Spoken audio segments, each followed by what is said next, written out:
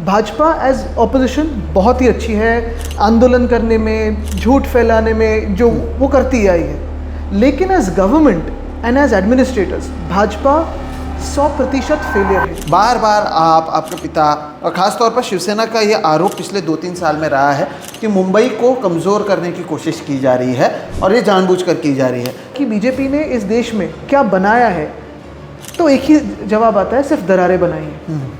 What has the BJP created in the last 11 years of government? Only hate and division.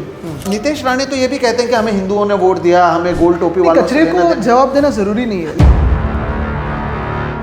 10 साल 11 साल खुद की सरकार होते हुए भी, मेजॉरिटी गवर्नमेंट होते हुए भी, अगर इनको एक शहर जीतने के लिए हिंदू मुस्लिम करना पड़ता है, तो मेरे देश का दुर्भाग्य इससे और ज़्यादा नहीं हो सकता। कि बीएमसी हो या सारे म्यूनसिपल कॉर्पोरेशंस हो, भाजपा ना जीते ताकि एक चेक एंड बैलेंस रहे, और जो वोट चोरी और चुनाव आयोग के आशीर्वाद से जो बीजेपी जीत के आई है, उसे कहीं ना कहीं रोका जाए। मराठी गुजराती हो या मराठी हिंदी हो या मराठी अमराठी करने की जो कोशिश है, या जैसे हिंदू मुस्लिम होते हैं झगड़े जो निर्माण करते हैं भाजपा, ये भाजपा की साजिश है कि चुनाव जैसे आए तो हर एक को अपने अपने कमरे में बंद करो और वोट्स अपनी तरफ खींचो। जब आदित्य ठाकरे नाइट लाइफ की बात करते हैं तो आदित्य ठाकरे एक बिगड़े हुए शहर का एक लड़के का वाला एक इमेज बनाने की कोशिश की जाती है। अब ये खुद नाइट लाइफ को लेकर आ रहे हैं, तो कितना आपका क्रेडिट ये लोग ले लेंगे और इसका आप क्या करने वाले हैं? आपका कोई दिखाने जैसे काम नहीं है, तब आपको ये सैलरी वोटर्स लगते हैं, तब आपको लुभाने के लिए ऐसे ऐसी चीज़ें करनी पड़ती हैं।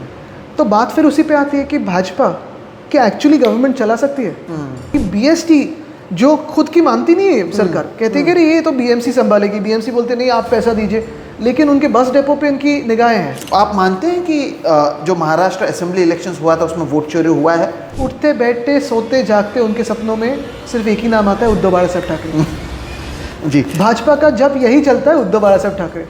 सरकार एक शख्स पर, जैसे कि आपने कहा कि आप आइए, आप यहाँ पर कमाइए, आप बड़े बनिए, लेकिन एक शख्स पर इतना मेहरबान होना कि मुलुंड की भी ज़मीन देना, विक्रोली की ज़मीन देना, कुर्ला के मदर डेयरी की ज़मीन देना, फिर सॉल्ट पैन लैंड ओपन करना, मुफ्त में यहाँ पर ज़मीन देना, कचरा उठाना, उसका भी पैसा बीएमसी की ओर से लेना, एक आदमी के लिए इतनी मेहरबान ये सरकार क्यों? चिंता सिर्फ इसी बात की है कि पिछले 3 साल की जो खराब स्थिति मुंबई की है वो सिर्फ ट्रेलर था।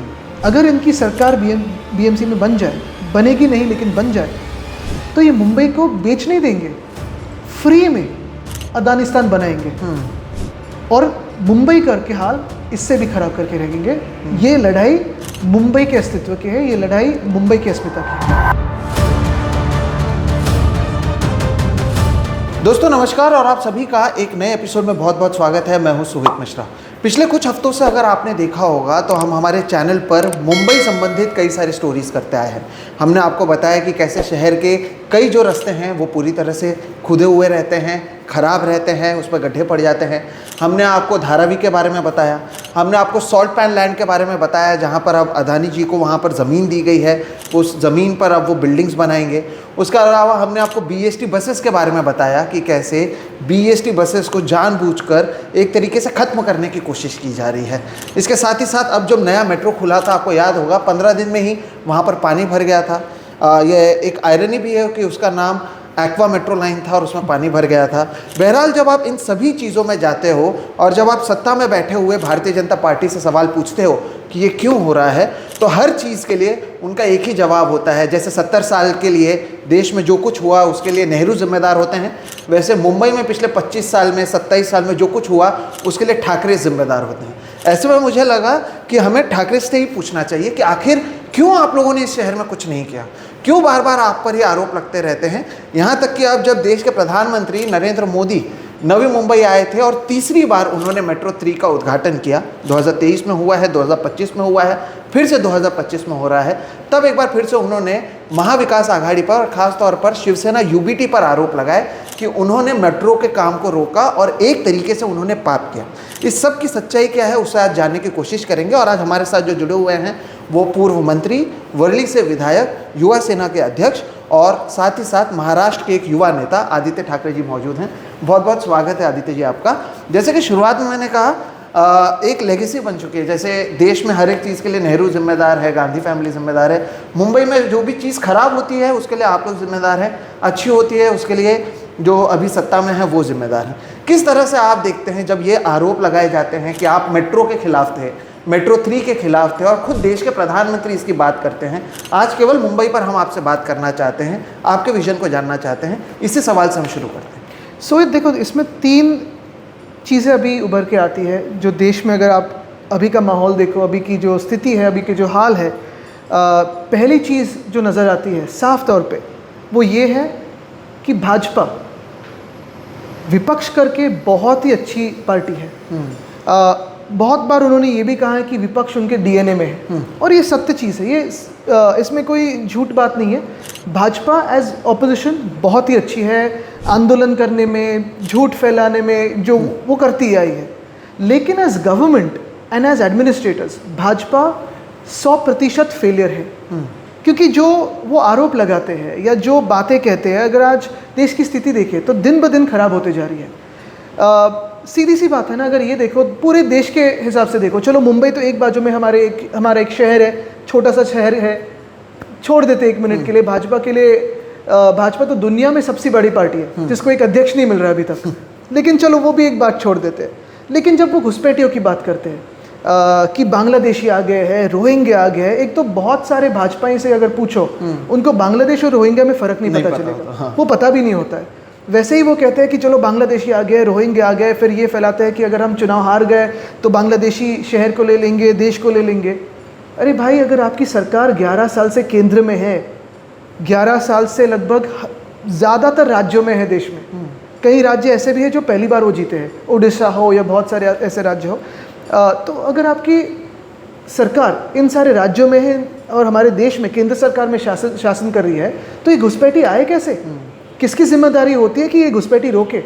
एक तो आप निकम्मे हो, आप काम नहीं कर सकते, या दूसरी बात ये भी है कि आप हमारे आर्म फोर्सेस पे शक कर रहे हो कि वो अपना काम नहीं कर रहे। ये सबसे एंटी नेशनल प्रवृत्ति है कि आप हमारे आर्म फोर्सेस पे शक कर रहे हो और उनकी बदनामी करके आप चुनाव जीत रहे हो। दूसरी बात ये है कि जैसे मैंने कहा, पहली बात ये है कि वो एडमिनिस्ट्रेटर करके फेलियर है भाजपा। दूसरी बात ये है कि जो सारी ज़मीन वो देखते हैं, जो सारे एसेट्स देखते हैं, पोर्ट्स हो, एयरपोर्ट्स हो, जैसे कहते हैं ना सब भूमि गोपाल की, वैसे आजकल यही चल रहा है, या वो भी हम शिरडी में कहते हैं कि सबका मालिक एक है, साईं बाबा कहते थे। अभी भाजपा कहती है सबका मालिक अदानी है, और इसमें कोई वैयक्तिक झगड़ा नहीं है, कोई आपसी झगड़ा नहीं है, कोई ये नहीं है कि अदानी जी से कोई तकलीफ़ है, जैसे आपको भी नहीं है, शायद हमें भी नहीं है, जान पहचान तो है, बहुत सालों से है। लेकिन ये सारी चीज़ें अगर एक मालिक के हाथ में कर दे, वो भी अगर बिजनेस ट्रांजैक्शन प्रॉपर होता, कोई तकलीफ़ नहीं है, टैक्स भरते, प्रीमियम भरते, कोई तकलीफ़ नहीं है, वो देश में आता है, देश की ट्रेजरी में आता है। लेकिन सब लूट के अपने लूट में लेना, ये दूसरी सबसे बड़ी बात है। और तीसरी बात जो अभी दिखने लगी है कि इस देश में 11 साल से भाजपा का शासन है, जिसे हम कहते हैं फुल गवर्नमेंट है, यानी किसी पे आधारित भी नहीं है। अभी तो 2 उनके एलाइज हैं, लेकिन ऐसे ही चला रहे जैसे खुद की सरकार हो। 2 सरकारें तो मेजॉरिटी की थी। ये सब करके भी अगर आप सोचा जाए कि बीजेपी ने इस देश में क्या बनाया है, तो एक ही जवाब आता है, सिर्फ दरारें बनाई हैं। What has the BJP created in the last 11 years of government? Only hate and division. खुद का कुछ ऐसे नहीं है जो दिखा सके कि हमने ये किया है। आप यही उदाहरण लीजिए मुंबई के कोस्टल रोड का। मैंने एक अभी केंद्र में वो मंत्री है, वो मुंबई के ही सांसद है, उन्होंने कहा था ये हमारे देवा भाऊ ने बनाया टनल है। कहाँ से, कब? कोस्टल रोड पूरा सपना से लेके इम्प्लीमेंटेशन तक लगभग 70% काम हमने पूरा किया था। हाँ। टनल नाम मावड़ा, ये मैंने सुझाव दिया था। हर महीने में हम जाते थे, साइट विजिट करते थे, वीकली मीटिंग्स होती थी, डेली अपडेट्स होते थे। कोस्टल रोड हो या MTHL जिसे अब वो अटल सेतु कहते हैं, वर्लीशुरी कनेक्टर जो अभी लटक के रखा है प्रोजेक्ट, नरिमन पॉइंट कफ परेड कनेक्टर हो, बहुत सारी ये जो चीज़ें हैं क्रेडिट खुद लेते हैं।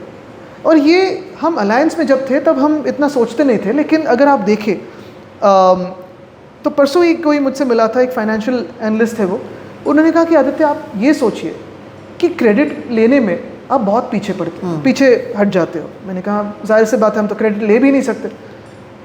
उन्होंने कहा नहीं, ये सोचिए मुंबई पुणे एक्सप्रेसवे, ये सपना किसका था? बाला साहब ठाकरे का। मेरे दादाजी हिंदू सम्राट बाला साहब ठाकरे का था। वो देश में का सबसे पहला एक्सप्रेसवे था। उसके बाद जो सारे देश भर में एक्सप्रेसवे बने हैं वो एक्सप्रेसवे बाद में बने हैं। इंडिया की जो पहली इकोनॉमिक बूम आई, जो आईटी सेक्टर पूना में आया, हिंजेवाड़ी में आया, ये सारी जो चीज़ें हैं वो उस एक्सप्रेसवे के कारण है। मुंबई पूना भी एक साथ जो आया वो एक्सप्रेसवे के कारण है, लेकिन क्रेडिट तो लेते हैं भाजपा वाले। तो ये सारी है, लेकिन जैसे मैंने कहा ना, ये तीन चीज़ें अभी बहुत सारी आगे आती हैं। पहले BJP is a failed administrator, can not run governments. 2, एक व्यक्ति के हाथ में या एक कंपनी के हाथ में सबका मालिक है, सब चीज़ देना चाहते हैं, सबका मालिक अदानी। हाँ। और जैसे मैंने कहा पर्सनल फाइट नहीं है। और तीसरी बात है कि ये जो भी आज देश में आप देख रहे हो, 11 साल से उनका शासन है, लेकिन बिना सिवाय दरारे कुछ बनाया नहीं है। लेकिन ये आपका फेलियर नहीं लगता? क्योंकि मैं आपको बताता हूँ, जब हम भी लोगों से बात करते हैं, लोगों को अब भी लगता है कि बीएमसी में आप सत्ता पे हैं। 2022 के बाद वो आपको टैग करते हैं। या फिर जब लोगों को ये लगता है कि कोस्टल रोड बीजेपी ने बनाया, बीडीडी चौल को जब वहाँ पे रीडेवलपमेंट हुआ उसके लिए भी वो बीजेपी को क्रेडिट देते हैं, एमटीएचएल के लिए वो बीजेपी को क्रेडिट देते हैं। तो ये सारी चीज़ें, या फिर एक तरीके से जो आपकी छवि बनाई जाती है, तो कहीं अब एक ऐसा समय चल रहा है जब हर एक कोई, जब प्रधानमंत्री भी देश का दिन रात अपने आप को प्रचार में लगाए रहते हैं, वो प्रधानमंत्री से ज़्यादा प्रचार मंत्री। तो ये तो आपका फेलियर है ना, कि लोगों तक ये पहुँच ही नहीं पा रहा है कि आप लोगों ने ये काम किया। इससे आप एक फेलियर मानते हैं या नहीं मानते? 2 चीज़ें, एक जेन्युइननेस होना चाहिए जो हम में है, जो हम कहते हैं कि हमने किया, और जो हमने नहीं किया वो हम कहते हैं कि हमने नहीं किया, ये इन्होंने किया, ये उन्होंने किया, उनको क्रेडिट देना ज़रूरी है। चलो वो एक जेन्युइननेस या जो दिल का बड़प्पन होता है वो उनमें नहीं है, वो निकाल देते हैं। लेकिन बिल्कुल एक इस पे हम फेल हो गए कि हमने इसका क्रेडिट जैसे लेना चाहिए था नहीं लिया, उतना नहीं लिया। क्योंकि इसमें एक भी बात होती है, जैसे आज आप देखें तो हर जगह होर्डिंग्स होते हैं, पोस्टर्स होते हैं, बैनर्स होते हैं, और लीगल इलीगल दोनों पे जितना खर्चा होता है, हमने सोचा ये खर्चा फिजूल का खर्चा है। हम उस मेंटालिटी से नहीं आते कि चलो हर जगह अपने ही चेहरे लगाओ, भले जिसका अभिनंदन करना हो उसका चेहरा हो या ना हो, लेकिन अपना चेहरा तो दिखना चाहिए। ये हम ऐसे नहीं सोचते।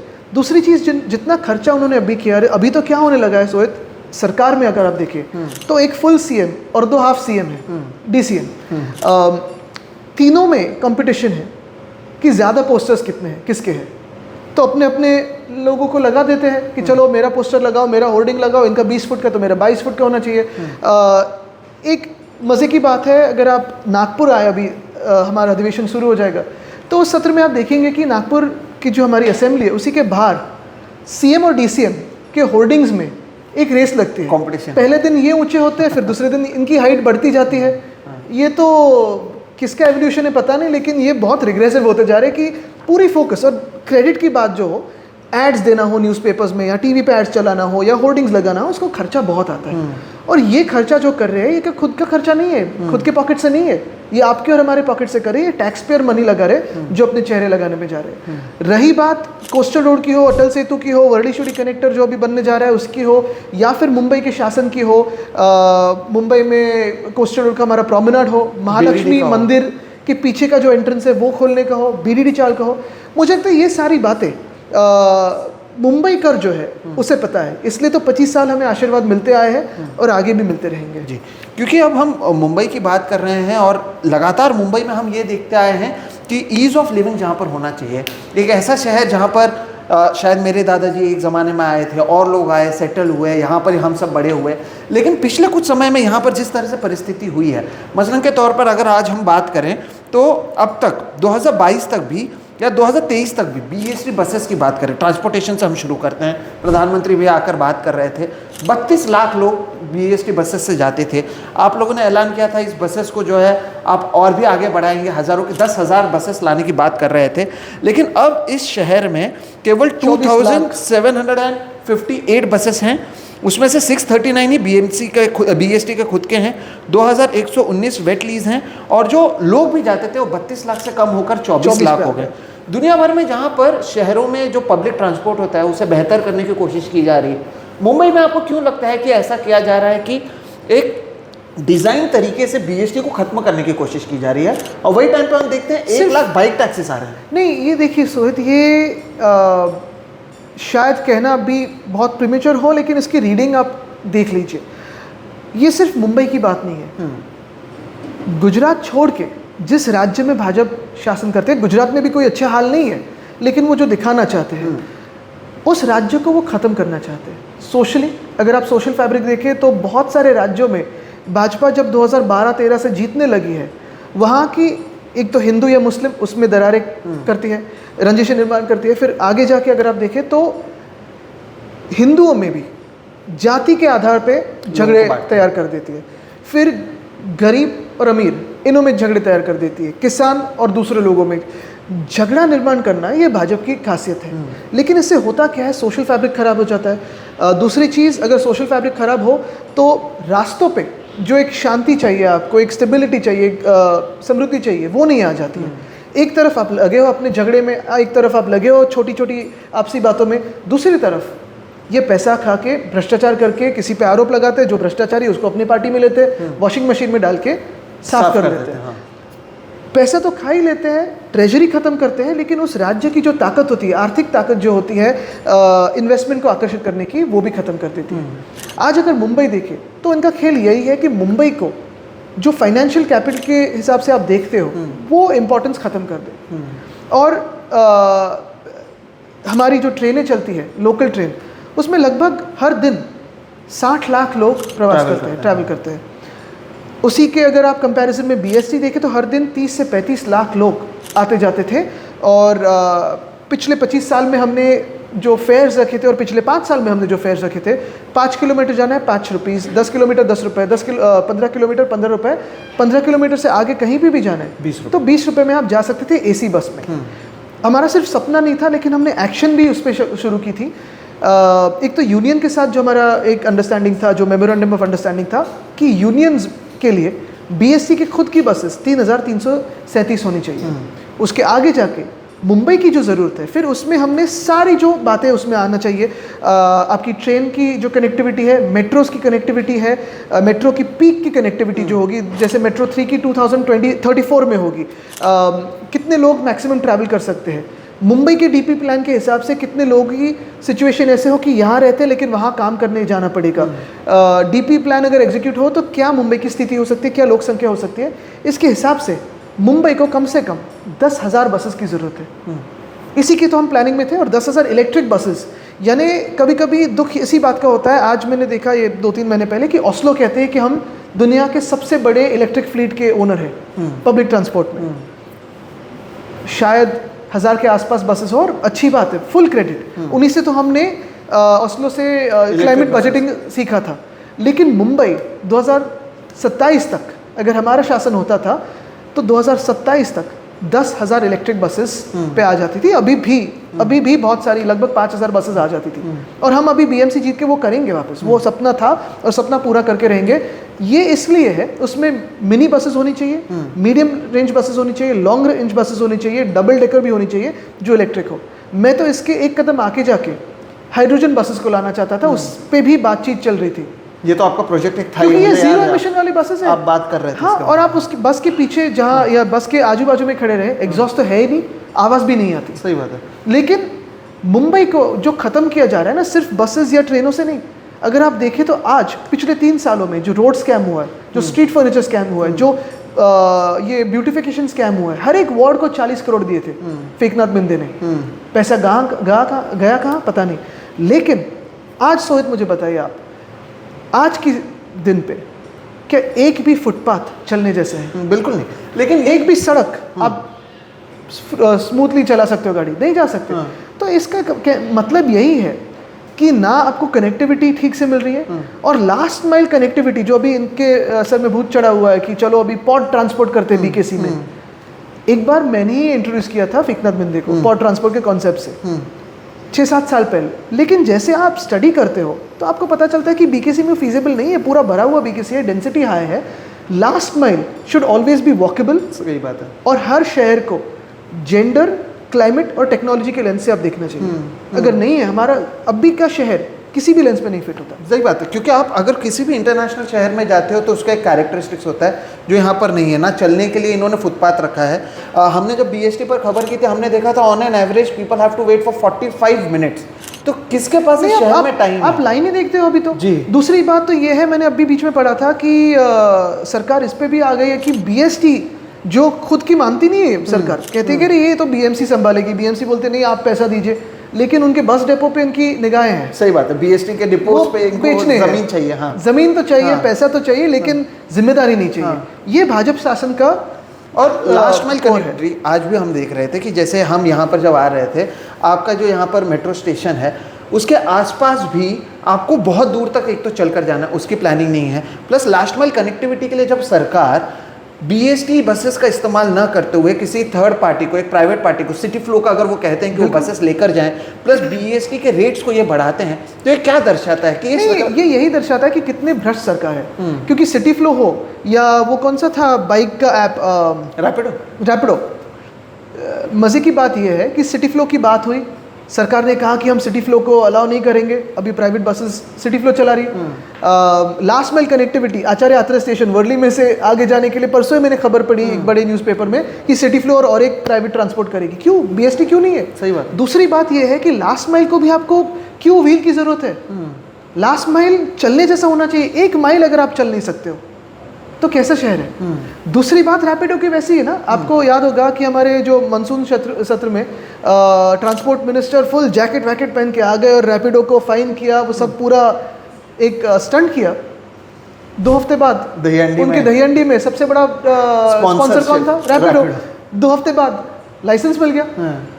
तो ये जो एक बार भाजपा कहती थी कि we are a party with a difference, अभी तो यही हो गया कि we are the party that creates differences, but आगे जाके क्या ये डिफरेंट है आपसे, दूसरों से, कि दूसरे अगर कोई भ्रष्टाचार होता था एक्नॉलेज करते थे, इस्तीफा देने को लगाते थे, जेल में भेजते थे, आप तो आपके पार्टी में ले रहे हो। और यही हमारी तकलीफ है। देखिए, अगर ऐसे पूछा जाए कि भाजपा से क्या तकलीफ है, क्या गड़बड़ है, क्यों आप दूर हो गए, जो प्रिंसिपल आप मान नहीं सकते, जो भाजपा इन प्रिंसिपल बदल गई है। वाजपेयी साहब की भाजपा जो थी, अडवाणी साहब की भाजपा जो थी, मुंडे काका, महाजन काका की भाजपा जो थी, वो बहुत अलग थी। तभी के अभी भी नेता है जो अभी मुंबई में शांत है, अभी थे वो तब भी साइडलाइन थे, वो अब भी साइडलाइन नहीं, तभी तो फोरफ्रंट पे थे, अभी साइडलाइन हो चुके हैं। नहीं, वो तो आप पर आरोप लगाते हैं और आपने 2-3 बार ये बात कही कि वो डिवाइड लाने की कोशिश कर रहे हैं।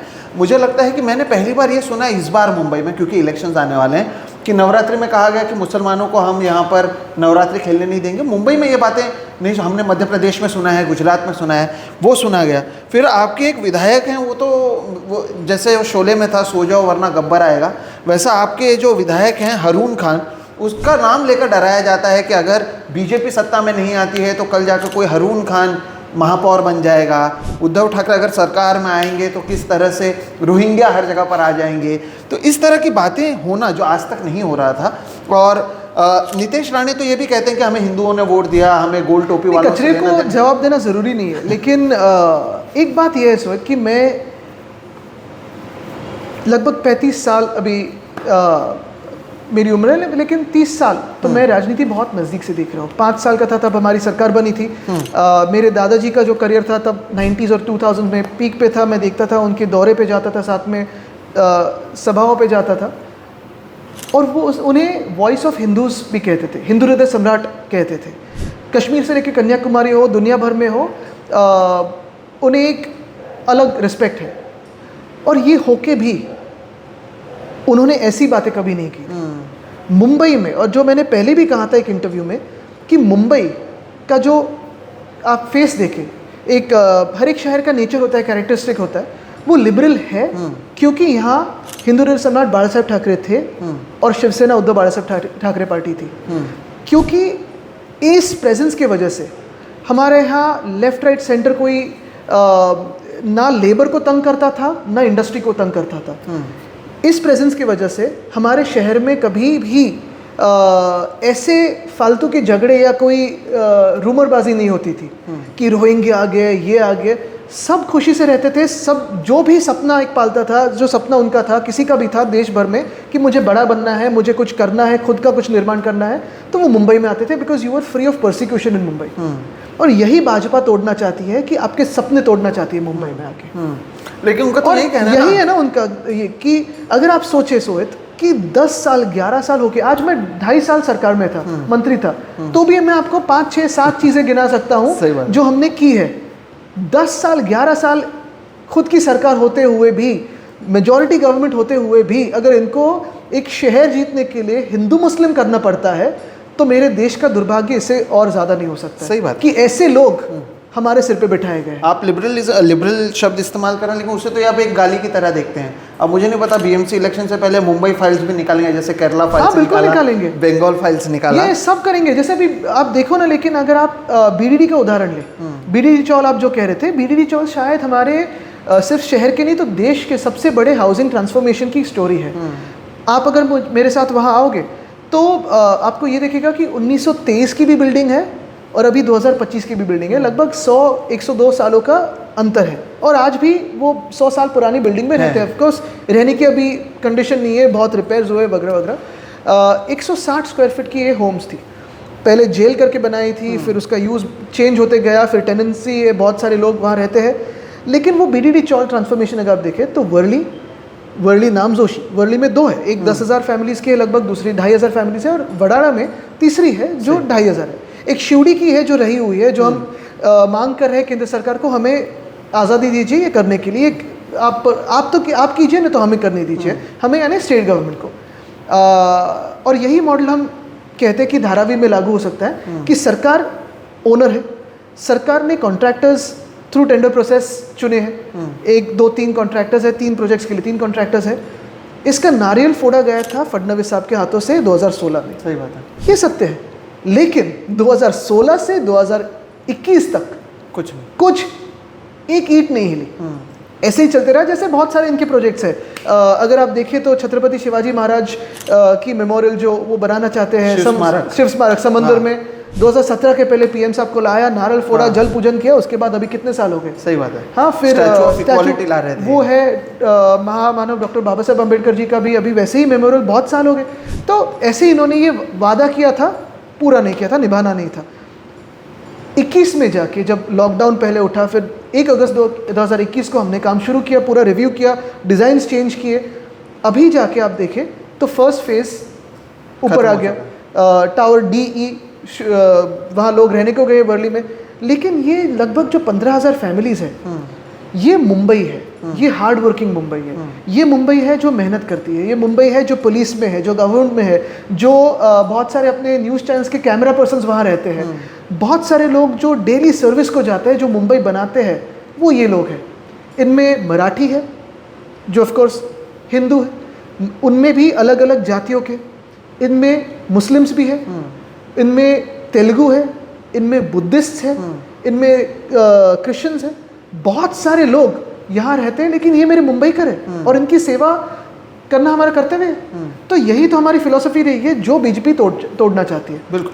लेकिन यही जैसे आपने बीडीडी की बात की, तो बीडीडी में जिन लोगों को नहीं पता कि वहाँ पर जो लोग रह रहे थे, उन्हें वहीं पर आप लोगों ने घर बना कर दिया।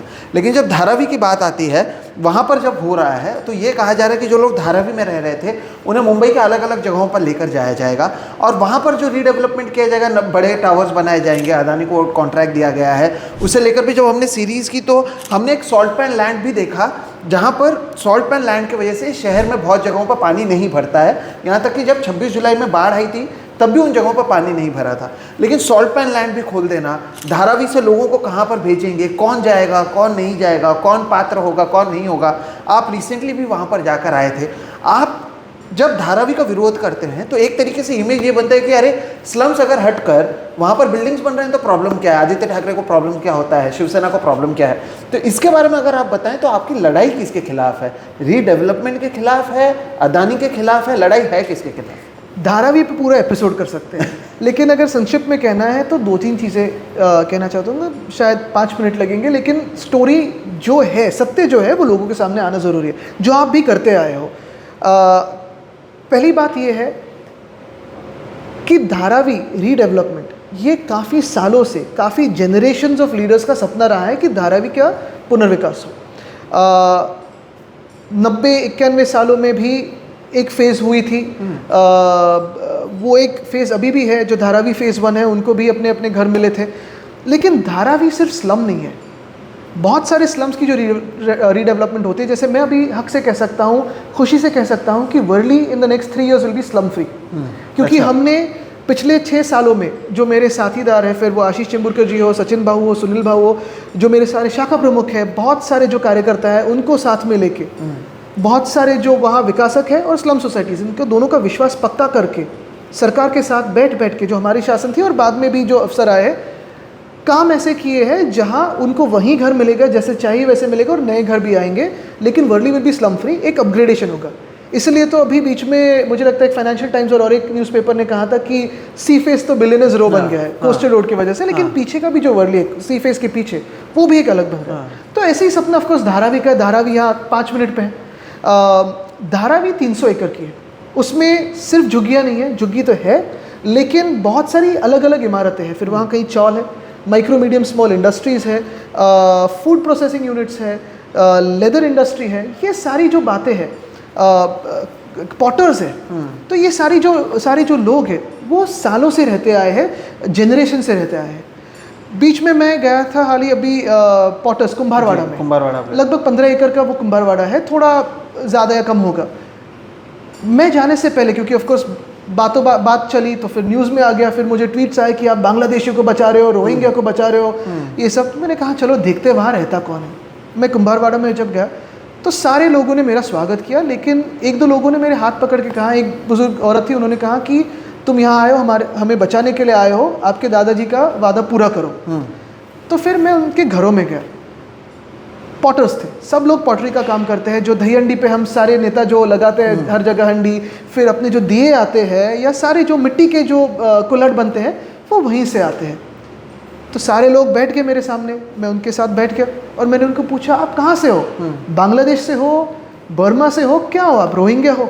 तो कहते नहीं साहब, हम तो सारे लोग गुजराती है, हम सोमनाथ जिले से आते हैं और ये हमें 3री या 4थी पीढ़ी है जो यहाँ रहती है। तो मैंने कहा बीजेपी को तो लगता है आप सारे बांग्लादेशी हो, गुजरात के लोग भी बांग्लादेशी भी बन गए, तो कैसे चलेगा? लेकिन यही बात है ना कि अफवाहें जो फैलाते हैं, जो कॉन्स्पिरेसी थियरीज फैलाते हैं, वैसे ही मैं कोड़ीवाड़ा में जाके आया। फिर मैं उनके जो वहाँ दुकानें हैं उनसे मिला, जो झुग्गी में है उनसे मिला।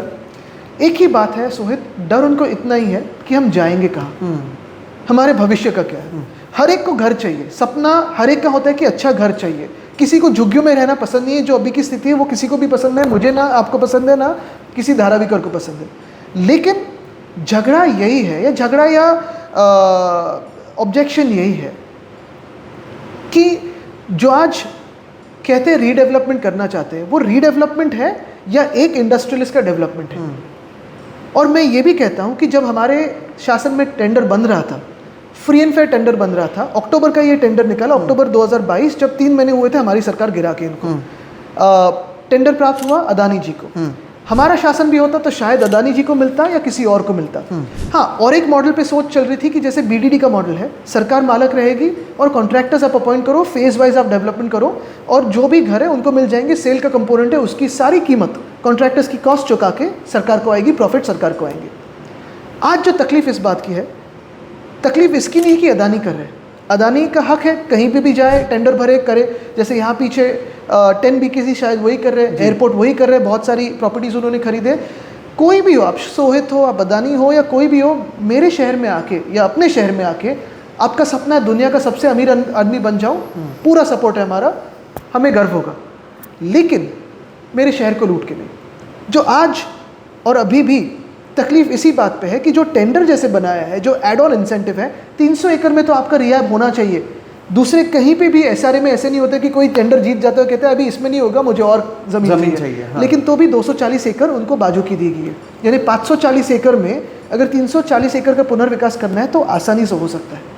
लेकिन सिर्फ यहाँ तक सीमित नहीं है, अभी लगभग 600 एकड़ सॉल्ट पैन, जो आपने कहा, जो सॉल्ट पैन पहले नहीं था, जहाँ मैं मेट्रो 3, 6, 4 और 14 का कारशेड लाना चाहता था, 10,000 करोड़ रुपया सरकार के बच जाते थे, लोगों के बच जाते थे।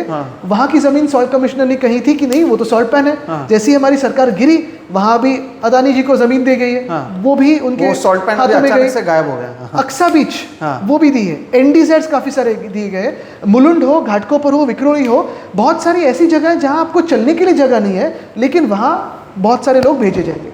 दूसरी जगह दी है वो देवनार डंपिंग ग्राउंड दी है, वो भी ऐसे दिए है। आपको शायद पता हो या नहीं मुझे मालूम नहीं, लेकिन बीएमसी का ऑब्जेक्शन था कि ये ज़मीन हमें ज़रूरी है डंपिंग ग्राउंड के लिए, आप ना दे इसे, और तो भी इन्होंने उठा के यूडी डिपार्टमेंट ने दे दी। फिर अदानी ग्रुप को देखा कि नहीं यहाँ तो कचरा है, लेगेसी वेस्ट है, डंपिंग है, तो उन्होंने बीएमसी को वापस लिखा कि साहब आपकी ज़मीन तो हमने ले ली है, छीन ली है, लेकिन आपने कचरा छोड़ दिया है, कृपया साफ़ कीजिए। अभी बीएमसी ने टेंडर निकाला है 2,500 करोड़ का कि ये कचरा हम साफ़ करेंगे। यानी ज़मीन उनको दी और कचरा साफ बीएमसी करेगा, पैसा उसका किसका? खर्चा बीएमसी का जाएगा, बीएमसी का और मुंबई कर का। हाँ। और उसी का खर्चा निकालने के लिए अभी हम सब मुंबई करों पे ये भाजपा वेस्ट कलेक्शन फ़ी लगाना चाहती है। वेस्ट कलेक्शन फ़ी 25 साल में या मुझे लगता है इतिहास में मुंबई के पहली बार ये लगा रहे हैं। यही तो है ना बीजेपी मुंबई कर, यानी सिर्फ कर दिखता है उन्हें, जीएसटी लगाओ, ये लगाओ, वेस्ट कलेक्शन। मुंबई कर में सबसे इंपॉर्टेंट चीज़ उनको मुंबई नहीं है, कर इंपॉर्टेंट है, टैक्स इंपॉर्टेंट है, मुंबई को लूटना इंपॉर्टेंट है बीजेपी को। फिर और इसके आगे भी जाके सोहित जो उन्होंने सबसे कुछ डरावनी चीज़ें मुंबई के लिए की है, पहले तो ये है कि लगभग 7,500-8 हज़ार करोड़ का प्रीमियम बीएमसी को आना ज़रूरी था धारावी जब अदानी जी को मिला था, एग्जेम्प्टेड। जो बाकी के सारे जो छोटे मोटे प्रीमियम्स होते हैं एग्जेम्प्टेड, टैक्सेस जो लगने चाहिए एग्जेम्प्टेड, टीडीआर, ये तो सबसे बड़ा लैंड स्कैम है दुनिया में का जो यहाँ मुंबई में हो रहा है कि 40% टीडीआर। पहले अगर आपको ज़रूरत है कहीं से तो आपको अदानी ग्रुप से ही खरीदना पड़ेगा। ये मोनोपोलाइजेशन नहीं है, चलो मोनोपोलाइजेशन भी एक बार बाजू में रखिए, लेकिन ये क्राइम नहीं है, ये स्कैम नहीं है। तो प्रीमियम माफ़, टैक्सेस माफ़, कोई अगर परमिशन आपको यूडी या बीएमसी ना दे तो 15 दिन में आप जैसे चाहे वैसे आप कर सकते हो। और फिर ज़मीन तो आपको मिल रही है लगभग 1700 एकड़, मुंबई के कुर्ला की मदर डेयरी हो, ये भी ज़मीन मिल गई, लगभग सारी ज़मीनें 1700 एकड़ मुंबई में फ्री ऑफ कॉस्ट मिल रही है। और टीडीआर अगर आपको किसी भी डेवलपर को या इंडिविजुअल को चाहिए तो टीडीआर मार्केट से नहीं, अदानी जी से पहले 40% टीडीआर लेना चाहिए। क्यों नहीं, ये सरकार टीडीआर खुद के पास रखती है। हमारे वचननामा में जो था, अगर आप देखें हमारे एमपी के वचननामा में, शिवसेना उद्धव बाळासाहेब ठाकरे पक्ष के मैनिफेस्टो में यही था कि टीडीआर की बैंक हम सरकार के साथ करते हैं ना, जिसे भी चाहिए सरकार से खरीदें, पैसा सरकार को आएगा। आपने क्योंकि मैनिफेस्टो की बात की, मुझे याद है कि तभी उद्धव ठाकरे जी ने ये भी कहा था कि अगर हम आएंगे तो ये जो टेंडर है धारावी का उसे स्क्रैप करेंगे, फिर से टेंडर करेंगे। दूसरी तरफ आपने इतने अदानी की बात की, आपको क्यों लगता है कि सरकार एक शख्स पर, जैसे कि आपने कहा कि आप आइए, आप यहाँ पर कमाइए, आप बड़े बनिए, लेकिन एक शख्स पर इतना मेहरबान होना कि मुलुंड की भी ज़मीन देना, विक्रोली की ज़मीन देना, कुर्ला के मदर डेयरी की ज़मीन देना, फिर सॉल्ट पैन लैंड ओपन करना, मुफ्त में यहाँ पर ज़मीन देना, कचरा उठाना, उसका भी पैसा बीएमसी की ओर से लेना, एक आदमी के लिए इतनी मेहरबान ये सरकार क्यों? ठीक है, मालिक की तो सेवा करनी पड़ती है। और एक ही बात है इसमें, वापस मैं दोहराना चाहता हूँ कि झगड़ा अदानी से नहीं है, झगड़ा ना इंडस्ट्री से है।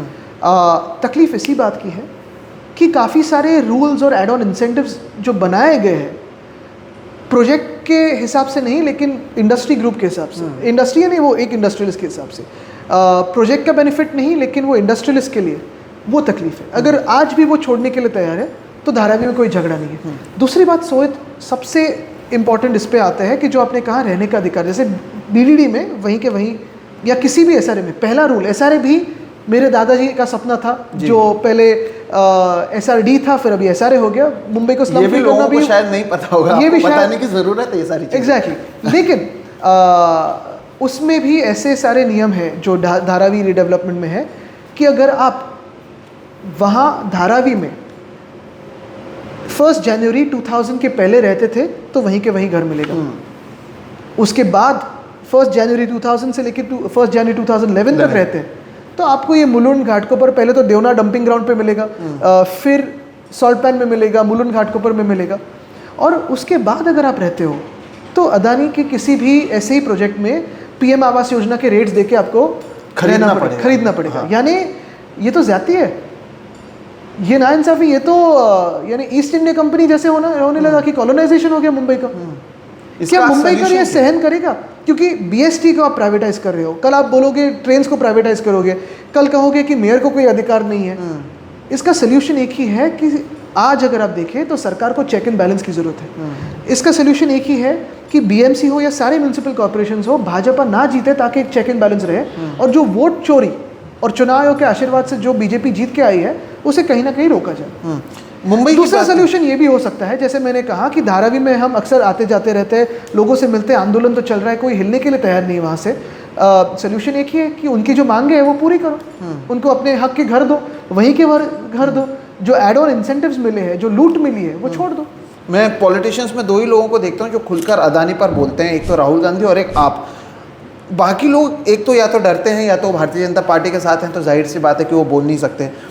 ऐसा माना जाता है कि जैसे पॉलिटिशियंस और कॉरपोरेट्स जो हैं वो एक साथ रहते हैं, तो आप लोगों से कोई चर्चा नहीं हुई या आप लोगों को नहीं बोला, अरे भाई क्यों बोल रहे हो इतना? नहीं देखिए, आप साफ लगातार बात कहते जा रहे हो। है, जैसे मैंने कहा ना कि उनसे भी कोई झगड़ा नहीं है। ये अभी अदानी कर रहे हैं, इसलिए हमें अदानी ग्रुप का नाम लेना पड़ता है और इसलिए मैं अदानी ग्रुप कहता हूँ, इंडिविजुअल झगड़ा नहीं है, राइट। दूसरी बात यही है कि कल सोहित भी ऐसे एक धारावी में करते तो हम सोहित के खिलाफ होते। हमारी दोस्ती ठीक है, लेकिन कोई नैतिकता होती है, कोई प्रिंसिपल्स होते हैं, कुछ चीज़ें नॉन निगोशिएबल होती हैं। शहर को लूटना ये निगोशिएट नहीं हो सकता है, ये कहीं पे भी सही बात नहीं हो सकती है। और यही बात मैं दोहराना चाहता हूँ कि अगर कोई भी धारावी को अभी जैसे करने जा रहा है, कोई भी होता तो हम विरोध करते। हाँ, दोस्त सबके होते हैं और इसी का ही है ना, क्योंकि हम इसलिए कतराते नहीं है बात करने में या शर्माते नहीं है क्योंकि इसमें कोई लेने देने की बात नहीं है। हमारा कोई दूसरा इंटरेस्ट नहीं है कि एक तरफ तक खींचे रहो और फिर कुछ दूसरा निकालो या बार्गेन करो, ये बार्गेन की बात है ही नहीं। आज भी अगर अदानी ग्रुप कहे कि चलो हर एक को वहाँ घर मिलेगा, जो भी आज धारावी में रहता है, हाँ आप डेट एक निश्चित कीजिए, 10 साल पहले जो SRA की होती है या अभी की हो या 2025 की हो, जो भी वहाँ रहता है, क्योंकि वो कोई अमीर नहीं है, वो कोई ऐसे नहीं कि चलो इधर नहीं तो मैं वहाँ, बहुत पैसे वाला नहीं है वो, कोई हाँ। नहीं है। और होता तो भी नाइंसाफ़ी किसी के भी खिलाफ, अमीर हो या गरीब हो, नहीं होनी चाहिए। आप उनकी मांगे जो है, क्या मांगे हैं कि आपको अगर इतने सारे 1600-1700 एकड़ मुंबई में मिले हैं, हमें धारावी में अपना हक का घर दीजिए। जो हमारी जो माइक्रो मीडियम स्मॉल इंडस्ट्रीज़ है वो कैसे चलती रहेगी रीडेवलपमेंट के बाद भी, वो बताइए। सिर्फ आके बात तो कीजिए, डायलॉग तो शुरू कीजिए। और ये मुझे 2-3 बार कहीं कोई उनका ग्रुप CEO कहीं ऐसे कॉन्क्लेव में मिलते हैं, मैंने कहा देखिए मुझसे मत बात कीजिए, जो लोग हैं उनमें जाके प्रेजेंटेशन दीजिए, उनसे बात कीजिए। और जो एड ऑन इंसेंटिव्स मिले हैं, जो प्रीमियम में BMC को, इतने बड़े ग्रुप को 7,000 देने के लिए क्या, 7,500 करोड़ 7,500 करोड़ देने को क्या तकलीफ है? ये जो 7,500 करोड़ 8,000 करोड़ आएंगे वो कि मेरे किसे में आपके किसे में नहीं आएंगे, वो तो BMC में आएंगे। उसी से तो अपना जो रोड क्लीनिंग हो, BST हो, ये सारी चीज़ें चलती हैं। तो क्या तकलीफ क्या है? और अगर आप एक को इंसेंटिव दे रहे हो, कल कोई दूसरा कहेगा अरे मैं भी तो SRA कर रहा हूँ, मुझे भी इंसेंटिव दीजिए, आप दोगे उसको? सही बात है। तो इसका अंत कहाँ पर है अभी? लेकिन ये क्या है कि ये बात केवल धारावी तक सीमित नहीं है। बार बार आपके पिता और ख़ास तौर पर शिवसेना का ये आरोप पिछले 2-3 साल में रहा है कि मुंबई को कमज़ोर करने की कोशिश की जा रही है और ये जानबूझकर की जा रही है। यहाँ तक कि जब आप सत्ता में थे तब मुंबई की तुलना, अभी वो सांसद हैं कंगना रनौत, उन्होंने पाकिस्तान ऑक्यूपाइड कश्मीर से की थी। उसके अलावा एक तरीके से तब छवि बनाई थी क्योंकि आप सत्ता में थे कि ये तो ड्रग्स का, यहाँ पर एक तरीके से हर कोई ड्रग्स कर रहा है, हम लोग बाहर रास्ते पर निकलते हैं ड्रग्स करते हैं, यहाँ पर कोई सेफ़ नहीं है, यहाँ पर महिलाओं को, खास तौर पर सेलिब्रिटीज़ को डर लगता है। और अब भी एक इंडस्ट्री जाने की बात करें, क्या आपको वाकई लगता है कि ये जब सारे शहर हमारे देश में ही हैं, क्या इनका ये षड्यंत्र आप मानते हैं अभी कि ये मुंबई को कमज़ोर करने की कोशिश है? और क्यों आपको लगता है कि बिल्कुल है, क्योंकि कोई ना कोई इनका एक मकसद है। शायद ये भी हो कि संयुक्त महाराष्ट्र के समय पे जो मुंबई गुजरात को नहीं मिली, तो वो कैसे तोड़ी जाए, कैसे तोड़ नहीं सकते तो कमज़ोर कैसे किए जाए। तोड़ना है तो आंदोलन तो जाहिर बात है, सारे लोग तो रास्ते पे आएंगे, ऐसे कोई शांत नहीं बैठेगा। लेकिन फिर पॉलिटिकली कैसे कैप्चर की जाए, इंस्टीट्यूशंस कैसे कैप्चर की जाए, धीरे धीरे जो यहाँ के हेडक्वार्टर्स है, ऑफिस है, उसको कैसे भेजे जाए। नहीं तो क्यों नहीं गिफ्ट सिटी जैसे इंसेंटिव आप BKC को देते हो या धारावी में फाइनेंशियल सेंटर बनाते हो अलॉन्ग विथ ये जो मैं सारी चीज़ें कह रहा हूँ। क्यों नहीं कोलकाता को देते हो, क्यों नहीं दिल्ली को देते हो, क्यों नहीं बेंगलुरु को देते हो, क्यों नहीं एक आसाम को देते हो? दीजिए वहाँ गिफ्ट सिटी। लेकिन पब्लिक ट्रांसपोर्ट ख़त्म करना, जो हाउसिंग है उसे पूरा ख़त्म करना, हाउसिंग प्रोजेक्ट्स को इतने महंगे बनाना या इतने ख़राब करना कि कोई रहने को आए नहीं, रास्ते ऐसे बनाना कि कोई इन्वेस्टमेंट आएगा नहीं। लॉ एंड ऑर्डर की बात हो, पूना में हो, नासिक में हो, कैसे गैंग्स आ रहे हैं। यहाँ तो स्टेट होम मिनिस्टर की एक डांस बार की हमने न्यूज़ सुनी थी। उनकी माताजी के नाम पे डांस बार चला रहे थे। उन्होंने अभी फिलहाल किसी गैंगस्टर के भाई को रिवॉल्वर की लाइसेंस दिया था। तो ऐसी अगर चीज़ें हो और उनके भाई जो है वो मर्सिडीज बेंज पे MPCB, यानी मैं किसी का नाम नहीं लेना चाहता क्योंकि ये तो ब्लिप्स है पूरे एक पॉलिटिकल इसमें। लेकिन बात यही है ना कि अगर आप पोल्यूशन कंट्रोल बोर्ड से मर्सिडीज बेंज जो EU में कंपनी है, जो सारे एनवायरमेंटल नॉर्म्स फॉलो करती है, या ऐसे अन्य सारी कंपनीज हो, उनको तंग करने लगे, तो क्या आप मैसेज दे रहे हो दुनिया को? और लेकिन इसमें रही बात लॉ एंड ऑर्डर की, हाँ। आज अगर आप देखिए तो लॉ एंड ऑर्डर महाराष्ट्र में कितनी सारी केसेस हो रही है, बीड़ की केस हो या बहुत सारी केसेस आज भी चलती रही है। हाँ, हम तो आंदोलन करते हैं, मीडिया दिखाती है, लेकिन सरकार ऐसे चल रही है जैसे कि कुछ हुआ ही नहीं है। लेकिन एक मंत्री का तो सोहित वीडियो आपने देखा कि नहीं पता नहीं, बनियन में बैठ के सिगरेट फूक रहे हैं और बाजू में पैसों की रखा बैग हुआ है। है। हाँ, लेकिन उस पर कुछ होता नहीं है। ये बहुत अलग बात है कि आप लोगों के समय आपको ये इस्तीफे तक की मांग की जाती तो फिर थी। मेरा सवाल यही है कि जो देखो संघ ने 100 साल पूरे किए, उनके कार्यकर्ताओं को एक ऑफ कोर्स क्रेडिट पूरा देना चाहिए कि वो सारे अपने फैमिली हो या जो भी लाइक्स डिसलाइक्स हो, वो बाजू में करके भाजपा के लिए प्रचार करते हैं। क्या ऐसे लोगों को बिठाने के लिए सर पे प्रचार करते हैं? सही बात। क्या ऐसे भ्रष्ट मंत्रियों को सर पे बिठाने के लिए प्रचार करते हैं? क्या अपनी ज़िंदगी इन्होंने इसलिए इस प्रवाह में पूरी लाई प्रचार किए, या जो आप कहते हो विचारधारा फैलाने की, ताकि आप सबसे देश में भ्रष्ट लोगों को चुने, अपने पार्टी में लाए या बीजेपी में लाए, वॉशिंग मशीन में डाले और सर पे बिठाए? सही बात है। जो एक प्योरिटी ऑफ थॉट है वो कहीं ना कहीं लॉस्ट, गुम हो नहीं जाती, इसमें गुमशुदा नहीं होती। लेकिन वो तो आप पर आरोप लगाते हैं कि आप मुंबई को ख़राब कर रहे हैं। मैं बताता हूँ कैसे। वो कहते हैं कि जब हम यहाँ पर हिंदी लैंग्वेज को लेकर आ रहे हैं स्कूल्स में, तो आप लोग विरोध करते हो कि हिंदी नहीं लाना चाहिए।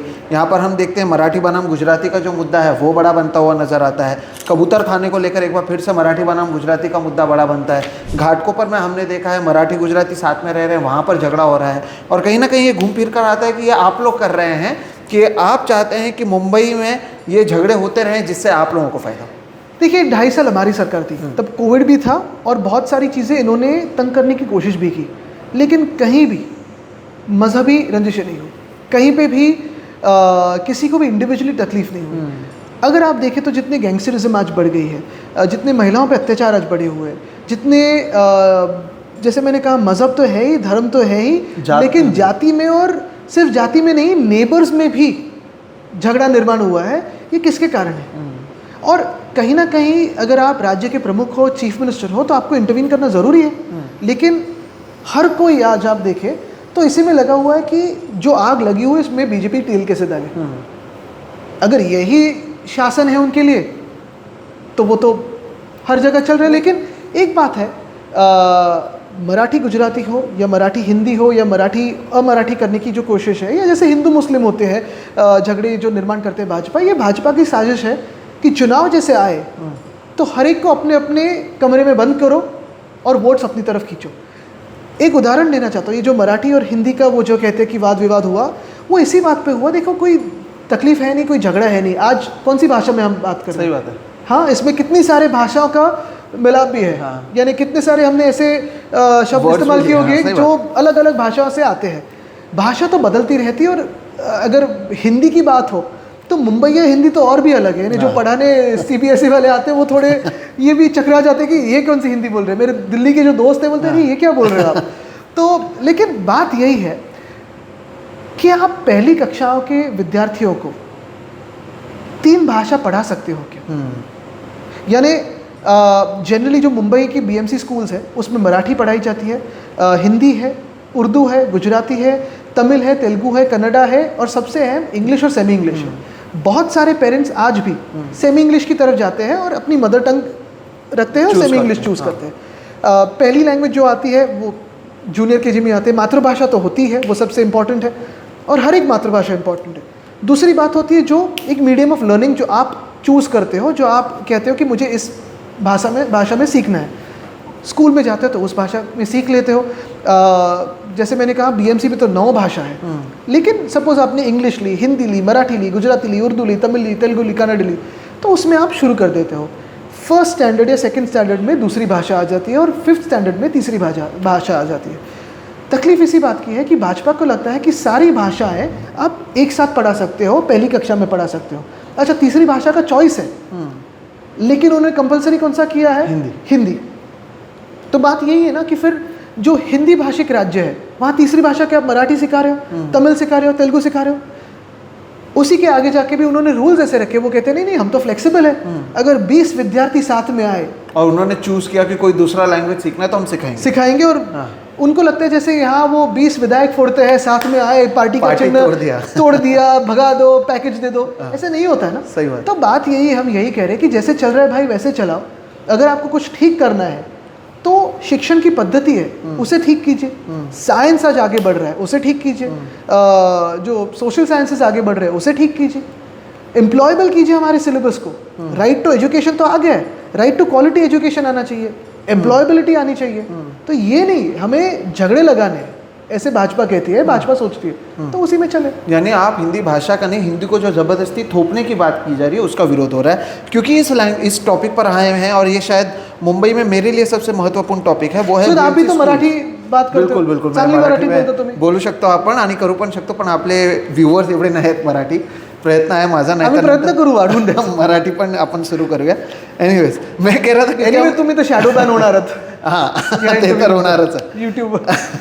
मैं आपसे पूछ रहा हूँ क्योंकि हम इस पर आए, मेरा सबसे इम्पोर्टेंट जो टॉपिक शायद आज के लिए है वो ये है बीएमसी स्कूल्स। आप लोग ने जब शुरू किया था तब हमने रिपोर्टिंग की, आदित्य मैं तब एनडीटीवी में था, कि लोग प्राइवेट स्कूल से लोगों को निकाल रहे थे और सरकारी स्कूल में डाल रहे थे। एक ऐसी चीज़ जो हम जब दुनिया में कहीं पर भी जाते हैं, जो गवर्नमेंट स्कूल्स होते हैं वहीं पर लोग पढ़ते हैं, और उसमें अगर नहीं हो पाते तब आप प्राइवेट स्कूल्स में जाते हैं। यहाँ पर वो करने की कोशिश की गई थी, मुंबई पब्लिक स्कूल करने की कोशिश की गई, लेकिन वापस से कुछ सालों से एक बार देखा जा रहा है कि जो क्वालिटी है वो खराब हो गई है। उससे आप कैसे देखते हैं as a young leader, what is your idea behind it, what will you do? देखिए मुंबई में लगभग 1235 बीएमसी स्कूल्स हैं। जैसे मैंने कहा कि लगभग 8 की 9 भाषाओं में माध्यम है सीखने का, लैंग्वेजेस है।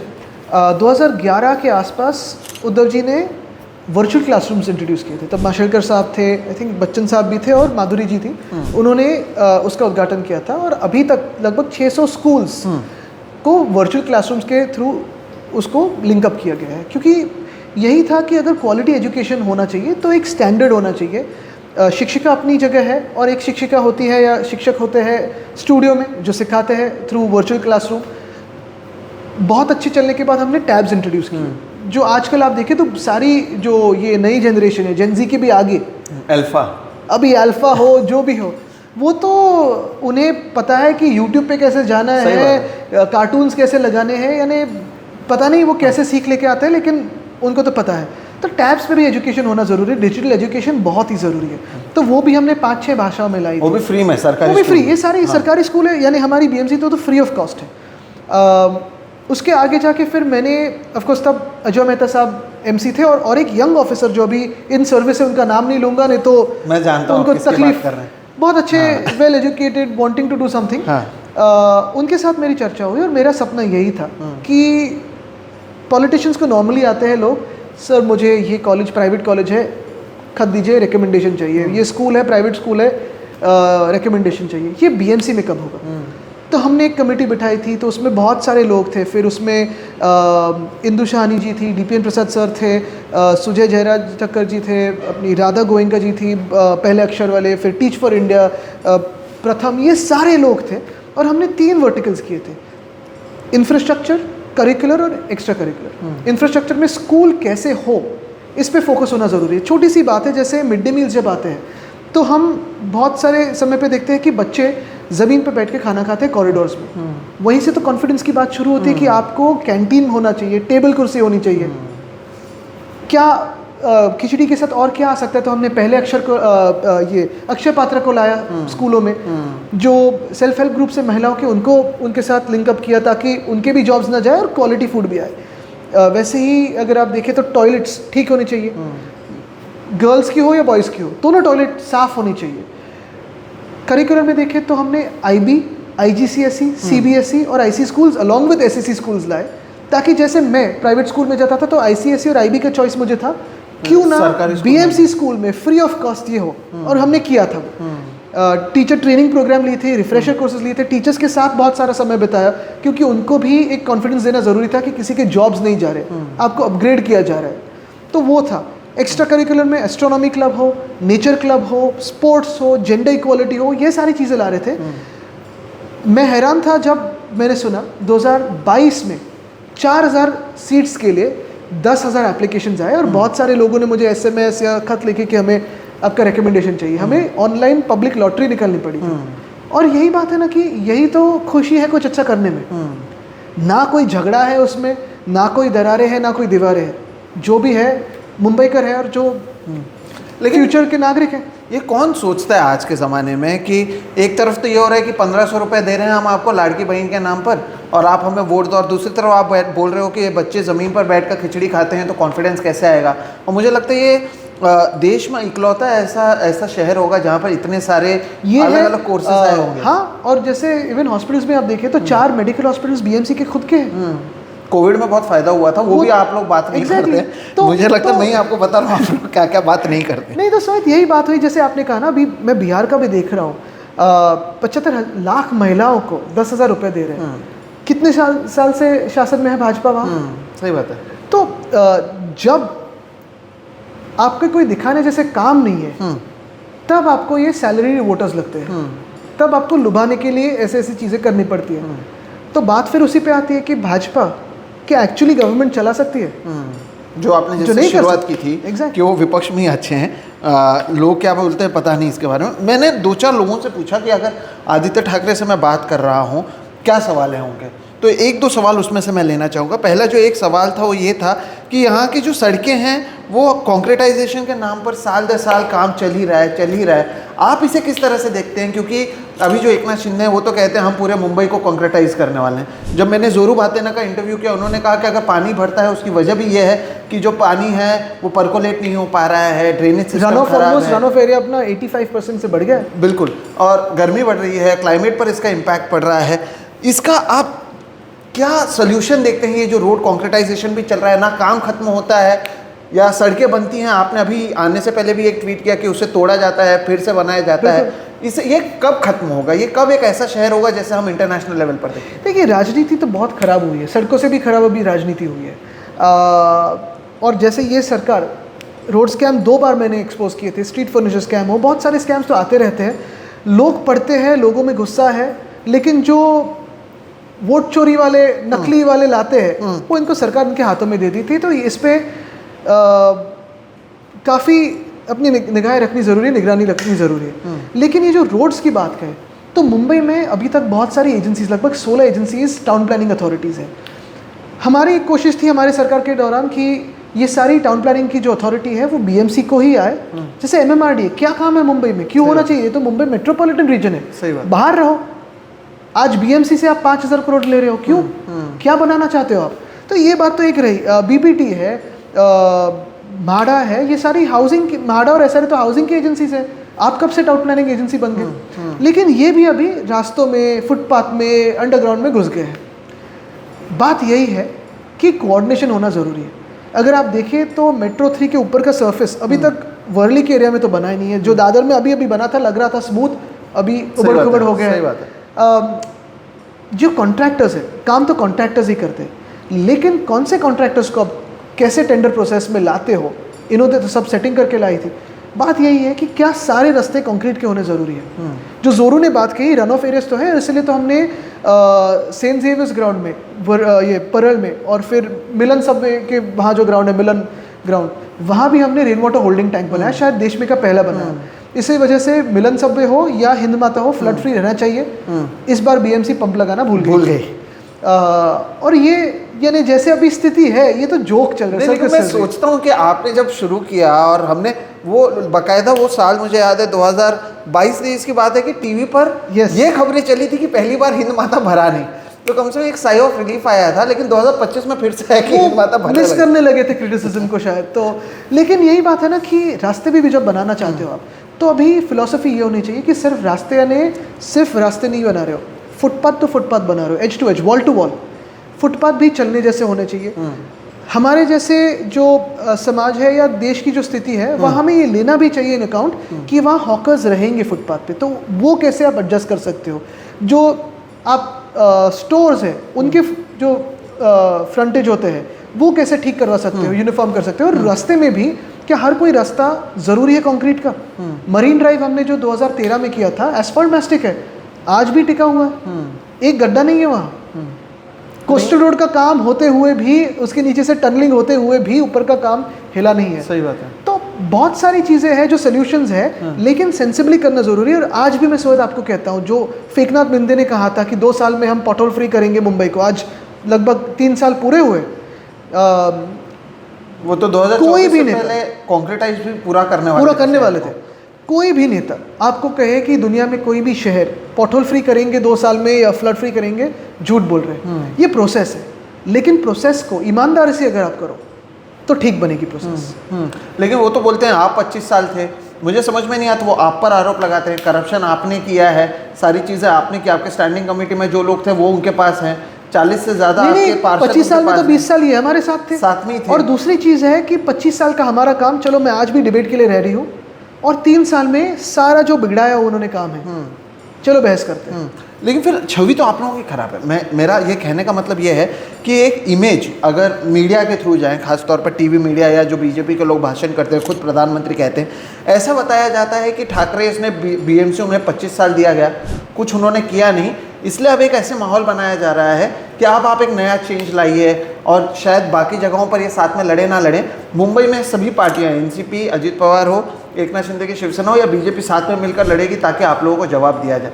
तो इसे आप कैसे करेंगे? अगर सच में छवि खराब होती तो मुंबई में जो हमें हर साल आशीर्वाद मिलते जाता है, अगर 25 साल तो बीएमसी में हो, लोकसभा में एक तो सीट उन्होंने चुराई चीटिंग करके, लेकिन वो भी अगर सीट पकड़े तो 5-1 रिजल्ट है। अगर आप विधान परिषद की भी सीटें देखें जो लोगों ने चुन के दी है, और फिर सेनेट की देखें, और फिर विधानसभा में भी 10 सीट तो हमारी मुंबई से आई है। हाँ। अगर इतनी हमारी छवि खराब है और इतने हम खराब है, चलो मान के लेते हैं बीजेपी के हिसाब से हम खराब ही है, तो फिर सारे देश के भ्रष्ट लोगों को हमारे खिलाफ क्यों खड़े करे? हमारी पार्टी क्यों तोड़ी?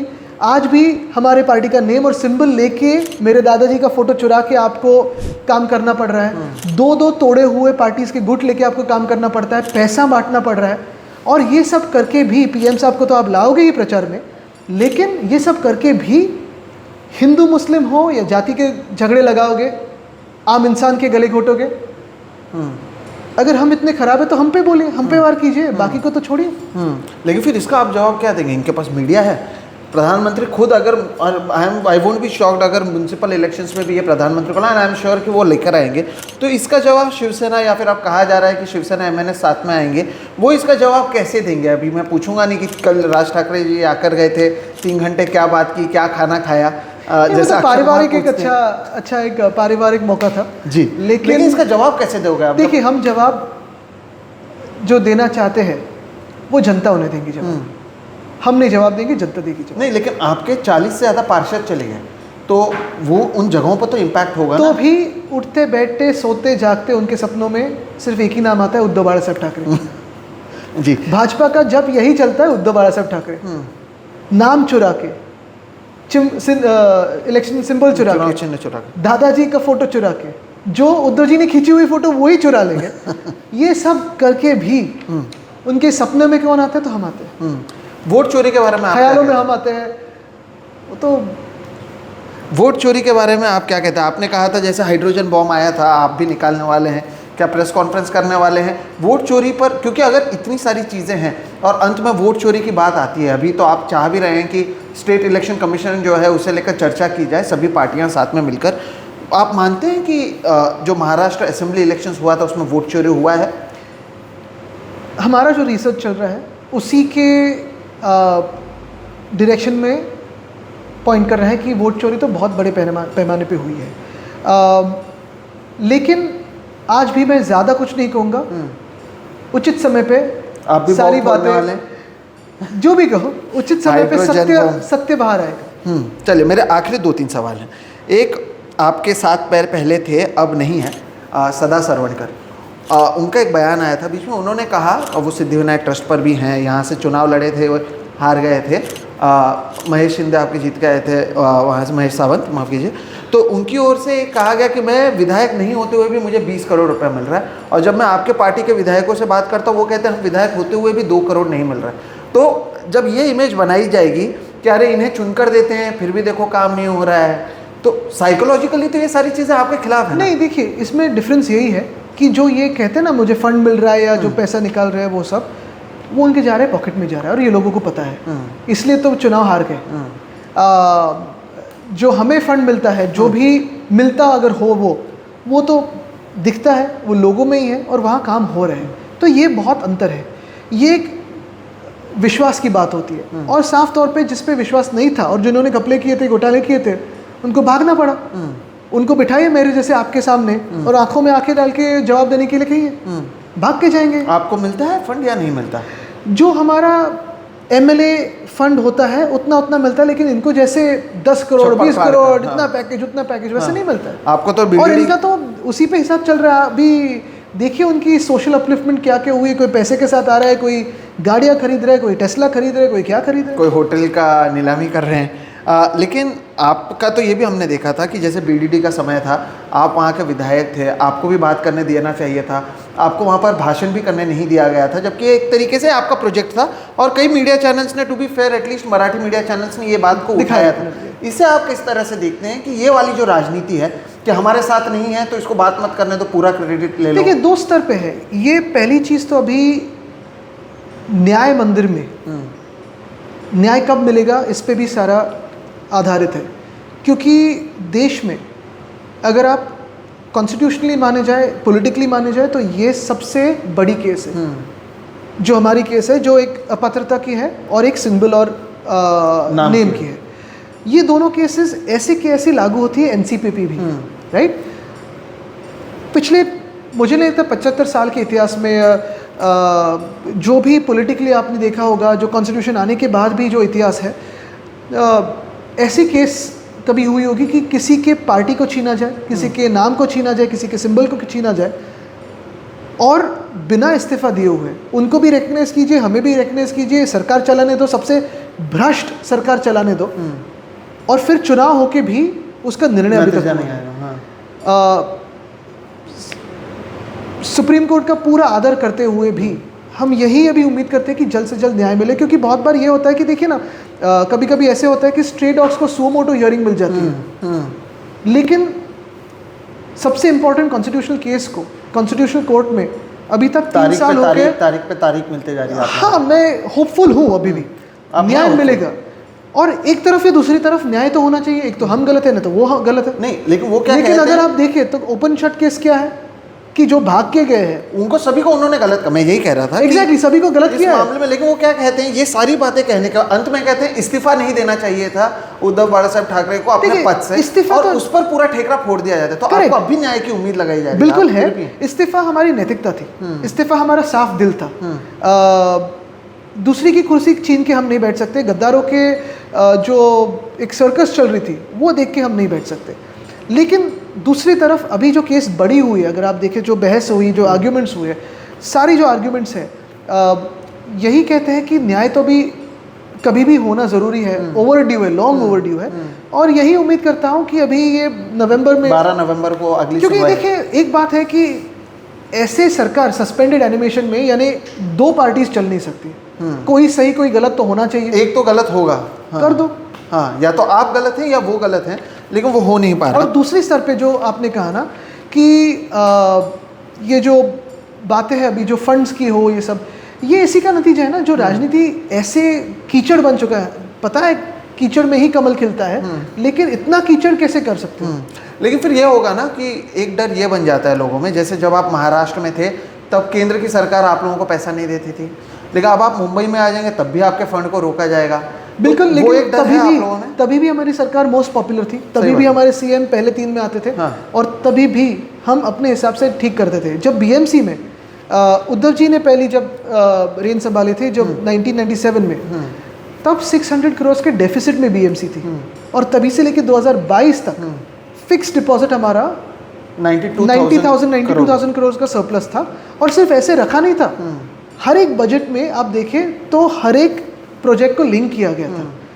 गोरेगांव मुलुंड लिंक रोड जो पीएम साहब ने कहा कि हमने गिफ्ट दी है, हमने शुरू की थी 3 बार उसका, पहले मैंने 1 बार भूमि पूजन किया था, 2 बार उन्होंने भूमि पूजन किया सेम प्रोजेक्ट का। STP हमारा प्रोजेक्ट था, ये कहीं केंद्र से गिफ्ट नहीं है, ये मुंबई करो का जो पैसा है उसी से बन रहा है। एस्केलेशन इन्होंने किया है, किसी ने गिफ्ट नहीं दी, किसी ने कोई फेवर नहीं किया है। कोस्टल रोड तो पूरा बीएमसी का ही बीएमसी पैसा का लगा। सपना हाँ। था, बीएमसी का ही हमारा ही सपना था और बीएमसी का पैसा था। तो ये सारी चीज़ें जो स्कूल्स बनाई, जो सारी, और ये हमने फिक्स डिपॉजिट, ऑफ कोर्स जो अभी बीएसटी हो, वर्कर्स हो, इनका पेंशन, ग्रेचुइटी, ये सब तो होती ही है, मुंबई का प्रोजेक्ट है, लेकिन मुंबई में टैक्स नहीं बनाया, बढ़ाया भी नहीं। एक्चुअली अगर आप देखा जाए तो इस शहर के या पूरे देश के शहरों में से एक इतिहास में एक पन्ना ऐसा आता है जो 500 स्क्वायर फुट तक के जो घर है उसको प्रॉपर्टी टैक्स पूरा हमने माफ़ करवाया, वो हमारी सरकार थी। जी, अभी इससे मेरे को एक और चीज़ है, देखो इतना आप लोगों का क्रेडिट लिया जाता है। जब आदित्य ठाकरे नाइट लाइफ की बात करते हैं तो आदित्य ठाकरे एक बिगड़े हुए शहर का एक लड़के का वाला एक इमेज बनाने की कोशिश की जाती है। अब ये खुद नाइट लाइफ को लेकर आ रहे हैं, तो कितना आपका क्रेडिट ये लोग ले लेंगे और इसका आप क्या करने वाले हैं? नहीं, अभी बात यही है कि क्रेडिट में तो ठीक है, चलो ले लीजिए क्रेडिट, लेकिन दूसरी बार जीआर निकालने का क्या मतलब था मुझे पता नहीं। जनवरी 2020 से तो ये यही चल रहा था, आपको सिर्फ पुलिस स्टेशन को कहना है कि भाई इनको तंग मत करो या ये इम्प्लीमेंट कीजिए ये रूल जो है। दूसरी बात ये है कि तब मुझे कहा गया था कि आप कल्चर के खिलाफ हो। सबसे मज़े की बात तो यही थी कि रूफटॉप डाइनिंग का जो मैंने ये निकाला था कॉन्सेप्ट, दुनिया भर में हर जगह होता है, जो बिल्डिंग है उसके टेरेस पे आप खाना खा सकते हो, वो भी कल्चर के खिलाफ था। तो मैंने कहा कि भाई मुझे दिखाओ कल्चर में कहाँ लिखा है कि किस ऊंचाई पे आप खाना खा सकते हो, किस ऊंचाई पे नहीं खाना खा सकते। हाँ, अगर कल्चर इनका सिर्फ इंटरमिटेंट फास्टिंग का है, जो मैं भी करता हूँ, तो ठीक है, फिर सनसेट के बाद आप कुछ खा नहीं सकते, तो नाइट वहीं से 7 बजे शुरू हो जाती है। सही लेकिन ये बात तो आखिरी सवाल, बीएमसी में आपको क्या लगता है क्या होगा? मुझे I know that you don't like the word litmus test जो 25 साल से आप लोगों के लिए इस्तेमाल हो रहा है। नहीं, अभी तो इस बार तो अभी वाकई नहीं है होगा ना? तो तकलीफ होने लगती है, अरे लिटमस टेस्ट नहीं तो कोई पूछेगा नहीं। लेकिन इस बार शायद मुझे लगता है 2005 वाला जैसा मामला था कि कई लोग छोड़कर चले गए थे, इस बार किस तरह से आप देखते हैं ये वाला माहौल कैसा देखो है? सोहित, ये चिंता नहीं है कि कौन जीतेगा कौन हारेगा, मुंबईकर हमारे साथ में है। ये चिंता नहीं है कि भाजपा किसको प्रचार में लाएगा, कितने पैसे बांटेगा, कौन सी स्कीम लाएगा, या जो ये फूटे हुए 2 गुट है, एक तो अलीबाबा और 40 चोर जो फेकनाथ मिंदे का है, ये कितना पैसा बहाएगा, किस किस को खरीद के लेगा, ये सब चिंता की बात नहीं है। चिंता सिर्फ इसी बात की है कि पिछले 3 साल की जो खराब स्थिति मुंबई की है वो सिर्फ ट्रेलर था। अगर इनकी सरकार बीएमसी में बन जाए, बनेगी नहीं लेकिन बन जाए, तो ये मुंबई को बेच नहीं देंगे, फ्री में अदानिस्तान बनाएंगे और मुंबई के हाल इससे भी खराब करके रखेंगे। ये लड़ाई मुंबई के अस्तित्व की है, ये लड़ाई मुंबई की अस्मिता की है। तो अफगानिस्तान से बचाने के लिए आप मुंबई के लिए लड़ रहे हैं। आदित्य ठाकरे जी, बहुत बहुत शुक्रिया। मुझे लगता है कि जितने सवाल थे लोगों के, चाहे फ्लड्स को लेकर हो, सड़कों को लेकर हो, बीएसटी को लेकर हो, आपके विजन को लेकर हो, किस तरह से क्रेडिट चोरी को लेकर हो, वोट चोरी को लेकर हो, हिंदू मुस्लिम के बीच में जो डिवाइड हो रहा है, उन तमाम मुद्दों पर आपने खुलकर बात की है। और मुझे लगता है कि एक युवा नेता का जिस तरह से नेतृत्व एक शहर में होना चाहिए वो नज़र आता है। एक और चीज़ जो आपकी अच्छी लगती है मुझे, और हम डिस्कस भी कर रहे थे आपके आने से पहले, कि आमतौर पर हर कोई अपने आप को, खासतौर पर नेता, गांव का दिखाने की कोशिश करता है कि मैं ये गांव से हूँ, ये हूँ, और शहर को कोई रिप्रेजेंट करना ही नहीं चाहता है। इस सब के बीच में आप ना केवल शहरों के मुद्दों पर बोलते हैं और खुलकर बात करते हैं, इसलिए बहुत बहुत शुक्रिया। मैं उम्मीद करता हूँ दर्शकों को ये सारे प्रोजेक्ट समझ में मैं एक ही इंटरप्ट करता हूँ। यही बात है कि देखिए, ये इमेज मेकिंग की बात होती है और मैं वो कर नहीं सकता, इसलिए मैं जैसे हूँ वैसे सामने आता हूँ। बात शहर या गांव की नहीं है, जहाँ भी आप काम करो, ईमानदारी से काम करो तो ठीक है। जैसे मैं जब गांव में जाता हूँ या किसानों में बैठता हूँ, शायद मुझे खेती समझ में नहीं आती, लेकिन उनके जो हाल है अभी के वो समझ में आता है, वो तो दिखते हैं। सही बात, तो कुछ ना कुछ करूँ, यही बात है। सही बात है। बहुत बहुत शुक्रिया आदित्य जी, आप जुड़े, आपने बातचीत की। मुंबई करों के जो सवाल थे, मैं उम्मीद करता हूँ कि उन्हें एक तसल्ली तो मिली होगी या उनके सवालों को एड्रेस करने की कोशिश आपने की है। एक तरीके से आपका जो विजन रहा है उसके बारे में भी हमने बात करने की कोशिश की है। चुनाव के समय शायद कहीं पर आप प्रचार करते रहेंगे, तब मैं फिर से आपसे पकड़कर उस समय आप क्या मैनिफेस्टो लेकर आते हैं उस पर बातचीत करेंगे। लेकिन दिवाली से पहले हमारी कोशिश थी, क्योंकि चुनाव आ रहा है, लोग जो ये मुद्दों को हम लगातार उठा रहे हैं उस पर आपसे क्लैरिटी लें। हम दूसरे पक्ष से भी कोशिश कर रहे हैं बात करने के लिए, लेकिन उनसे अब तक रिस्पांस नहीं मिल पा रहा है। मैं उम्मीद करता हूँ कि वो भी रिस्पांस करेंगे। बहरहाल आप आए, आपने समय दिया और खुलकर बिना हमसे कोई सवाल लिए इन तमाम मुद्दों पर बातचीत की, उसके लिए आपका बहुत बहुत शुक्रिया। Thank you so much. Thank you.